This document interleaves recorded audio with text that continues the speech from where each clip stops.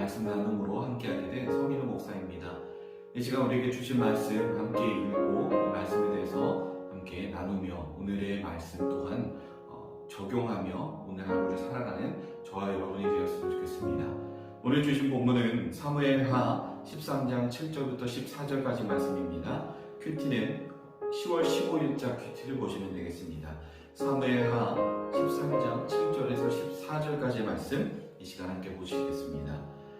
주신 말씀을 읽도록 하겠습니다. 다윗이 사람을 그의 집으로 보내 다말에게 이르되 이제 내 오라버니 암논의 집으로 가서 그를 위하여 음식을 차리라 한지라. 다말이 그 오라버니 암논의 집에 이르매 그가 누웠더라. 다말이 밀가루를 가지고 반죽하여 그가 보는 데서 과자를 만들고 그 과자를 굽고 그 냄비를 가져다가 그 앞에 쏟아 놓아도 암논이 먹기를 거절하고 암논이 이르되 모든 사람을 내게서 나가게 하라 하니 다 그를 떠나 나가니라. 암논이 다말에게 이르되 음식물을 가지고 침실로 들어오라. 내가 내 손에서 먹으리라 하니 다말이 자기가 만든 과자를 가지고 침실에 들어가 그의 오라버니 암논에게 이르러 그에게 먹이려고 가까이 가지고 갈 때 암논이 그를 붙잡고 그에게 이르되 나의 누이야 와서 나와 동침하자 하는지라. 그가 그에게 대답하되 아니라 내 오라버니여 나를 욕되게 하지 말라. 이런 일은 이스라엘에서 마땅히 행하지 못할 것이니 이 어리석은 일을 행하지 말라. 내가 이 수치를 지니고 어디로 가겠느냐. 너도 이스라엘에서 어리석은 자 중에 하나가 되리라. 이제 청하건대 왕께 말하라. 그가 나를 내게 주기를 거절하지 아니하시리라 하되 암논이 그 말을 듣지 아니하고 다말보다 힘이 셈으로 억지로 그와 동침하니라. 아멘.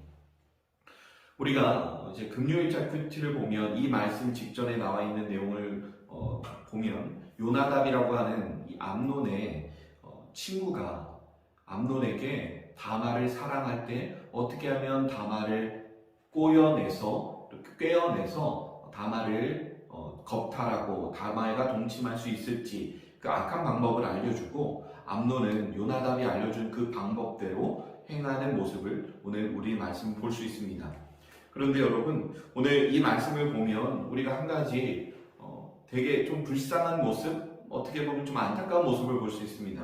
그것이 무엇이냐면 이 암논이라고 하는 사람이 내가 아프니까 나를 위해서 음식을 차려라 라고 했을 때 다윗이 사람을 보내어 이제 다말에게 그것을 시켰다는 것입니다. 첫째로 우리가 여기서 살펴볼 중요한 핵심 포인트가 있습니다. 다윗이 해야 할 일은 왜 암논이라는 아들이 아픈데 다말에게서 음식을 받아야 하는가에 대한 문제입니다. 다윗이 이 문제를 조금 더 세심하고 조금 더 배려하며 확인했다면 아마도 이러한 비극은 일어나지 않았으리라 저는 생각합니다. 그리고 또 하나, 다말은 오라버니를 위해서, 오빠를 위해서 자신의 힘을 다해서 음식을 만들었고 그리고 그 음식을 통해서 오빠를 낫게 하겠다는 생각을 가졌다는 것입니다.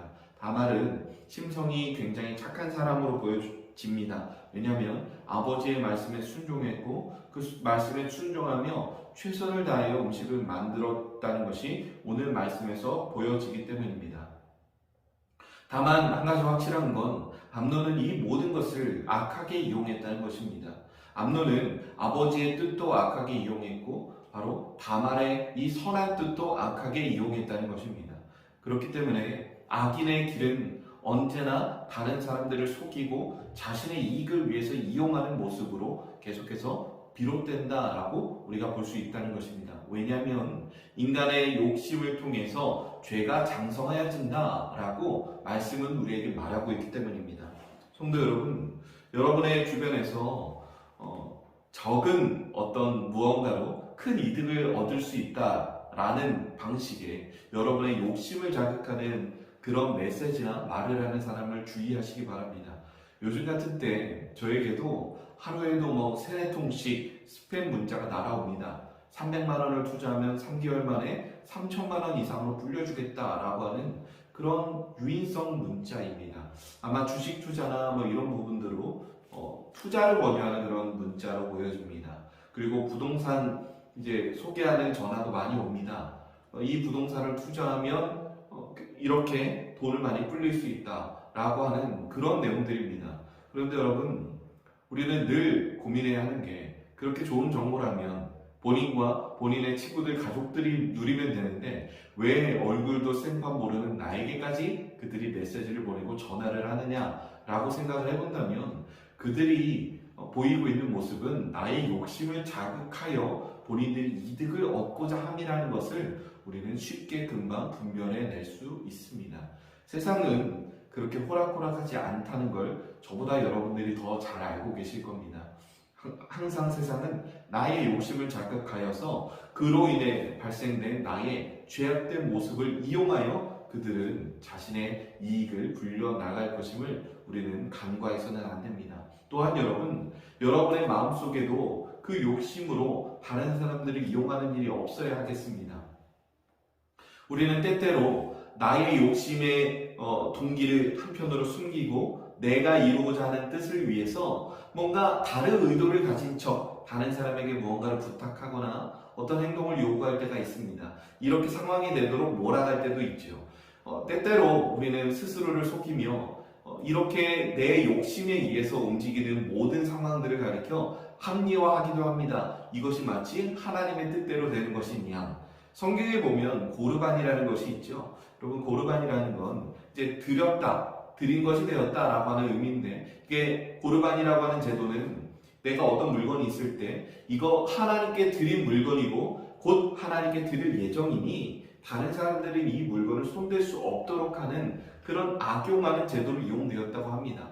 하나님께 드렸다라고 선포를 했다면 드려야 하는데 정작 드리지 않고 내가 갖고 있는 소중한 것을 나의 가족들, 나의 아버지, 나의 부모님을 섬기기 싫어서 누군가 나의 물건을 탐내지 못하게 하려고 그 물건을 보호하고 다른 사람에게 해야 할 마땅한 의무를 하지 않기 위해서 고르반이라는 제도를 악용했다는 것을 우리는 신약 성경의 말씀을 통해서 볼 수 있습니다.